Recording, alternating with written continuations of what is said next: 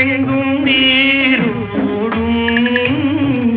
ஏரோடும் என்றும் நம்ம தேரோடும் போராடும் வேலை இல்லை யாரோடும் வேதம் இல்லை